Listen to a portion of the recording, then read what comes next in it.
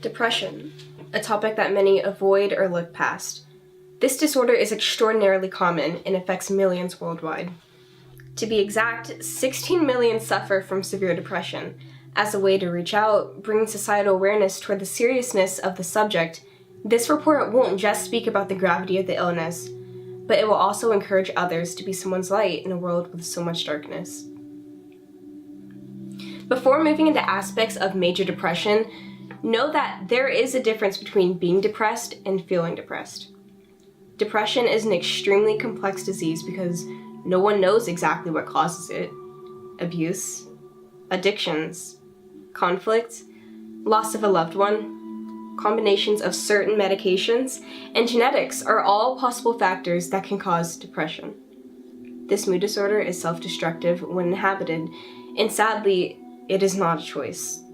People who are impacted by this issue do not choose to feel empty and lonely every day. Even in times of joy, it can be difficult for those inflicted to feel happiness or pleasure.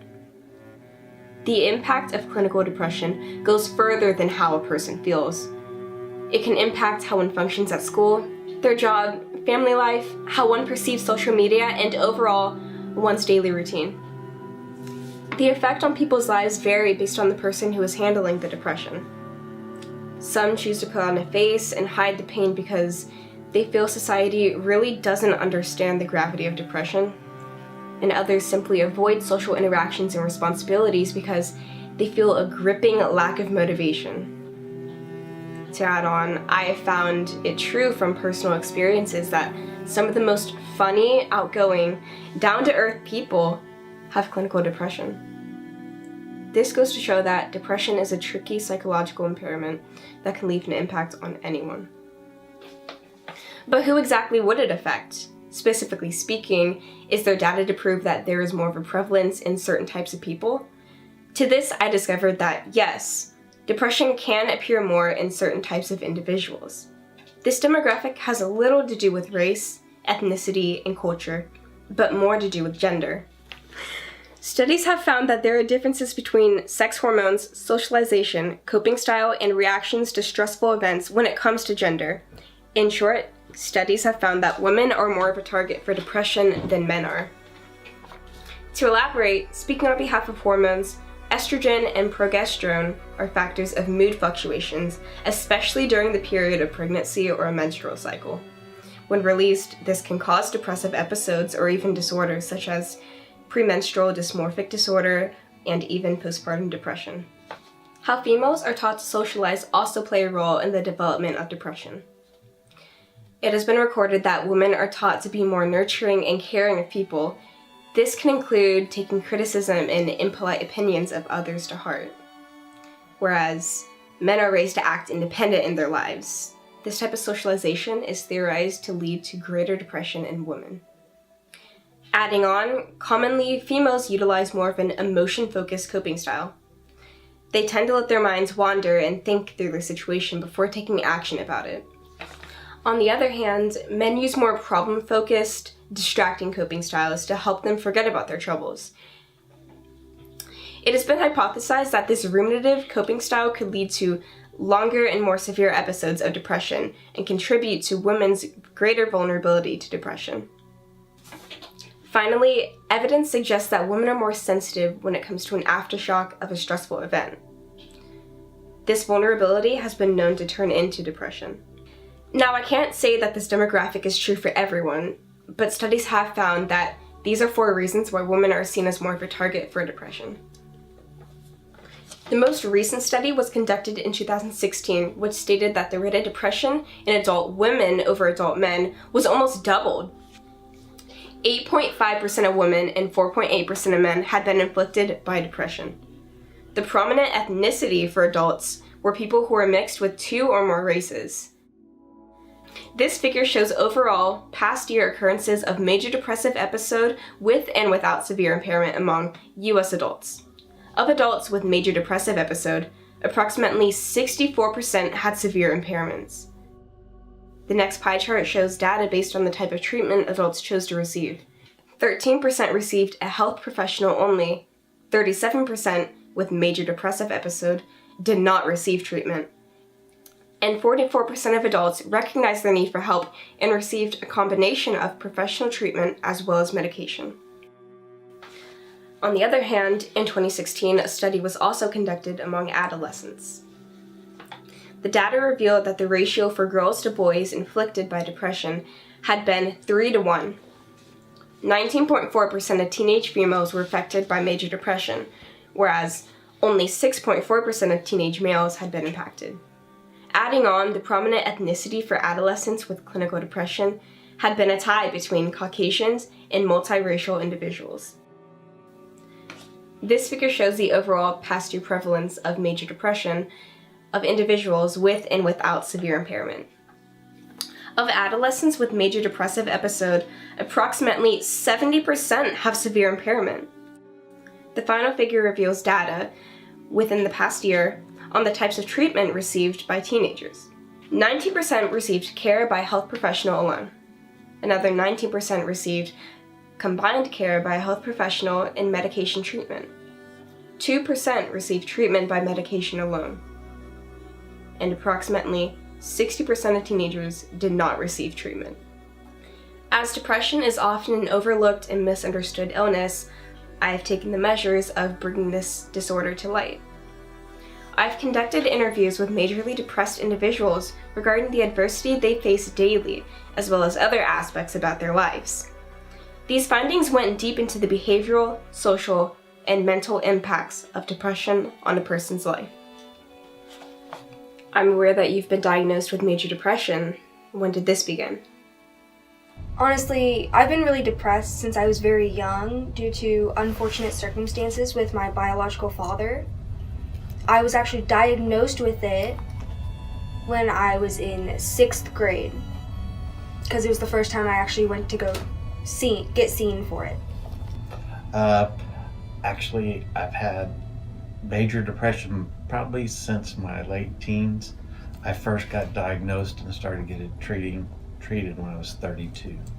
Partly because I didn't know. I just assumed that's how everyone felt and did things. Do you feel this way because of how people treat you? Is there an event that happened? What factors made you feel this way? I know that there's some chemical imbalances in my brain that I can't tell you the specific ones. Serotonin uptake, and I can't remember the other one. My grandmother was profoundly depressed, and she never was treated. So just knowing her for as long as I knew her, and the way she spoke and the way she did things, in hindsight I can see that she was depressed.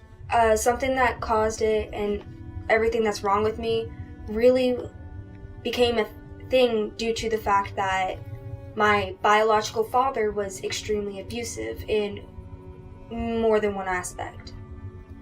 Like physical, mental, sexual neglect. How has depression impacted the way you function at school, in your job, and your home life? Back then, it was very difficult for me to function, but I would always try to get by. Now, I take medicine, I take antidepressants, and that helps me a lot. I'm not as depressed as I used to be, and it's easier for me to hide it. So, that and the fact that I've been working with it since I was really young, so. Well, my younger sister is somewhat obnoxious, but her and I do have our times where we bond a lot. My dad can be hard on me sometimes, but he does it in a caring way that I'll look back and be like, now I know why he did this, and that. My mom, she's my best friend. With my job, I'm in a role that has a lot of interruptions. And so when I don't pay attention and I don't take my medication, or I skip it or something like this for a period of time, it becomes impossible for me to keep up with all the balls that are in the air. Every time I turn around, another ball is falling, and that makes me feel worse about myself, and so it just becomes a snowball effect. Do you like going on social media? I haven't really been on social media recently. It's just lately, it's slightly boring nowadays. Everybody talks about like stupid stuff, and so it's really just pointless. I have a Facebook to keep in touch with some family that I don't have a lot of contact with, so that helps a little bit, but I haven't been on it recently. Not at all. No. In fact, I'm very turned off by most of it. I feel that, one, I'm a private person, and I'm not comfortable putting out the detail. And I also feel like it gives people just a few too many leashes on me. I don't need them to know that I'm going on vacation or I've been here, I've been there. It's kind of my being a loner type person. It's uncomfortable to put all that detail out there. How do the things others post affect the way you feel? Well, with my depression, I try not to let that get into any of the posts, or like I don't try to take any of that stuff personal, because a lot of people are careless. It's like in school nowadays, people go like joke around like, oh, rape or oh, abuse. It hurts, but I can't let that show. Otherwise, people will suspect me of being like a victim of something. What are the emotions you feel most of the time? Most of the time, I'm not depressed. Since I've started taking medication, I feel like my depression's been really well managed. So I find there are certain times that I'm more susceptible to it after a big project push where you've been working incredibly focused for 6 or 8 weeks and it's done. Immediately following that, I have to be real careful or I'll slip off into a depression.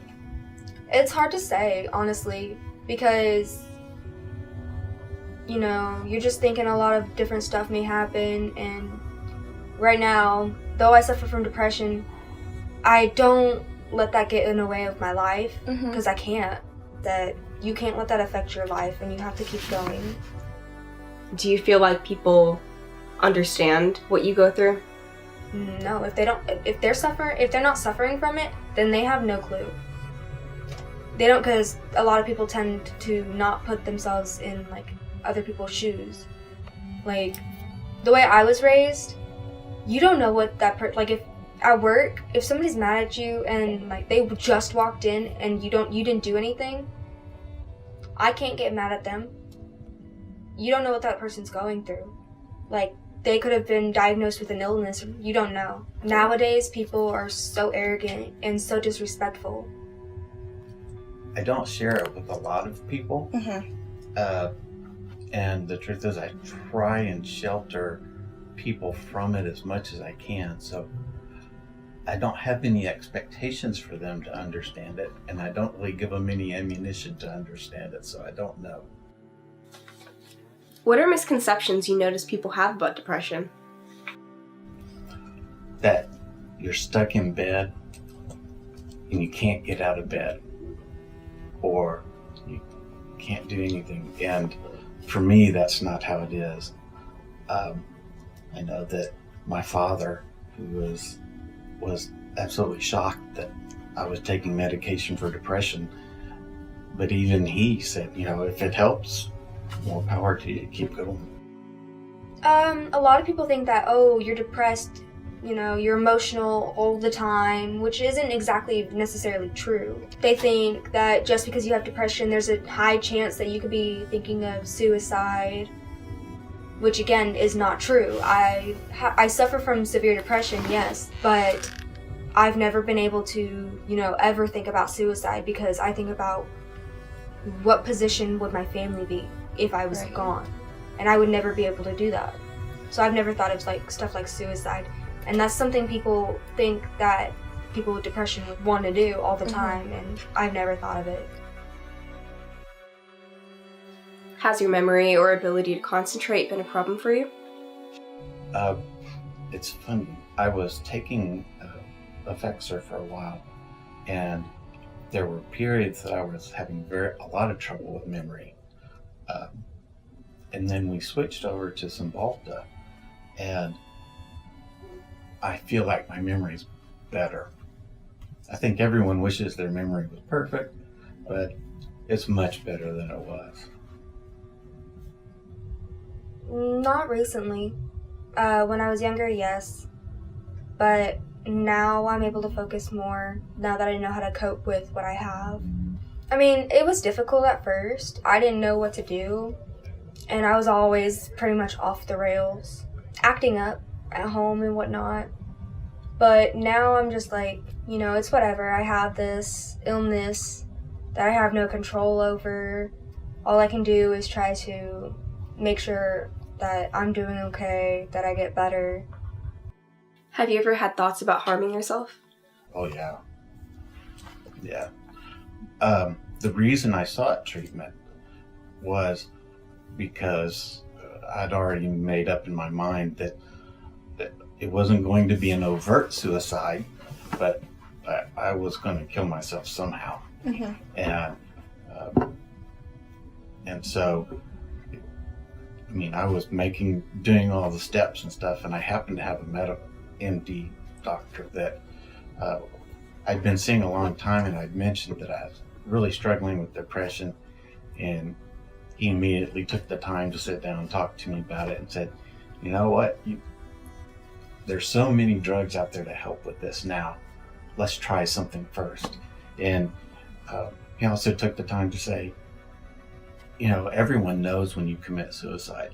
He made it clear that you don't fake it well. No one does.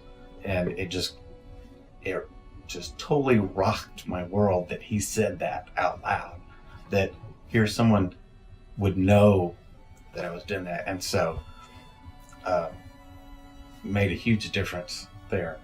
And then as medications taper off, because my experience is I've been through 4 or 5 medications through my treatment. They work really good at first, and then there's a slow tapering off of their effectiveness. And so if I ever start rehearsing my own eulogy, that's when I come and talk to him, is that this is something's not on the up and up. Never. I could never get myself to do it.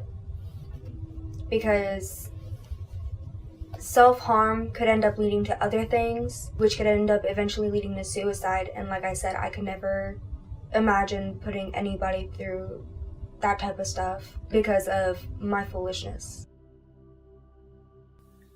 What are some positive aspects about your life? It's funny that for being the loner that I am, my sister is very understanding of that.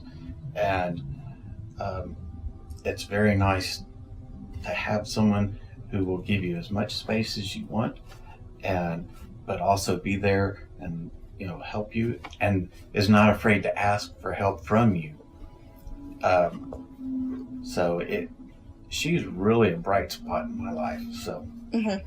And my father, who's 86 now, is also alive, and for me, it's odd. He needs a lot of care and help, and I kind of enjoy doing that for him. If you had asked me that as a younger person, I would have said, no, that's not something that I would enjoy doing. Positive aspects? My friends are positive aspects. One of them. My music, again. They're what really get me through the day.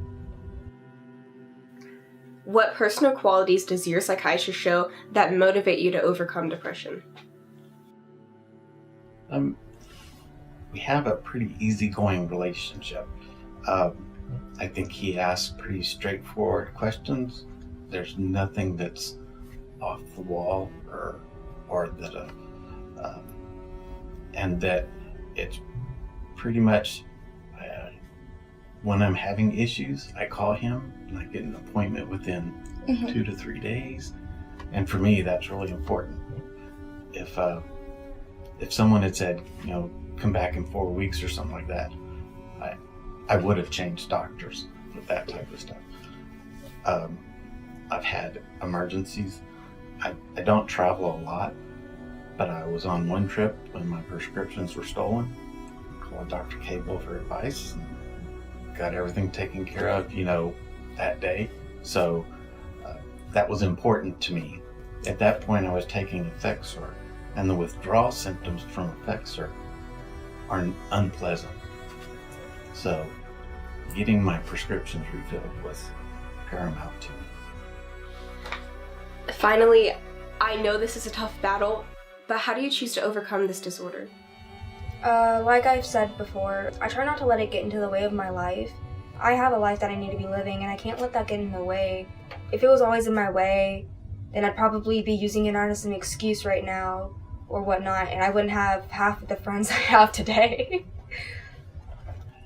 It primarily has to do with, back to my GP doctor, saying that, people do count on you, and suicide will affect your children, your wife, your parents, your siblings, your co-workers, and I heard that, and it made sense.